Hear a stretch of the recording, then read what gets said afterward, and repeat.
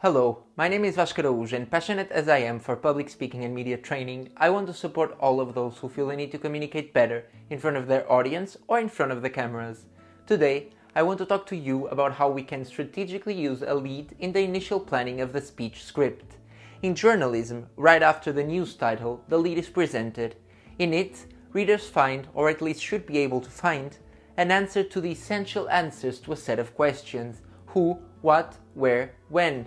The format of the TED speeches takes into account a lead, in which this case can be explained as a summary in which the connection between each narrative element is explained. Here, it is necessary to take into account the title that we presented and draw on the knowledge of our audience, which are themes already covered in previous videos. The formulation of this lead allows us to guide ourselves later when writing the body of the text. The use of this element does not mean that it has to be in the final script, but at the outset, when drawing a draft. We can understand its importance considering that using this lead, we can always stop to reread the main themes that we set out to write from the beginning. When conducting a speech lead, I must take into account which questions I want to answer and connect the answers to those same questions with examples. Note that this plan works for different types of speeches. Both in a job interview as well as in the presentation of an academic paper or in a personal or professional presentation speech, we will always have to plan the answers to the main questions and illustrate those answers with examples.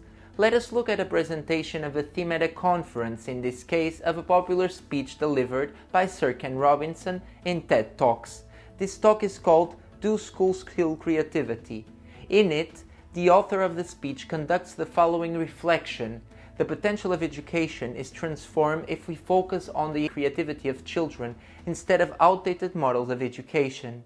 Through these essential points, with the keywords education, children, and creativity, Sir Ken Robinson develops a thesis in which he uses several examples that bring his main concepts into life. Another case to take into account would be a presentation of an academic project such as a master's or doctoral thesis. When writing the script for our presentation, we must immediately take into account our main question, as it is always around it that we have to keep the speech. All the year's work need to be summarized, taking into account the elements of that same question.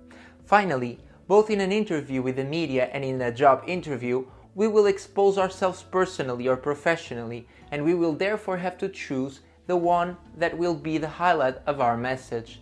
Despite the impossibility, unlike a presentation exposition of a topic, the basic information that constitutes the lead must be defined so that whenever appropriate during the interview, we can actually return to it.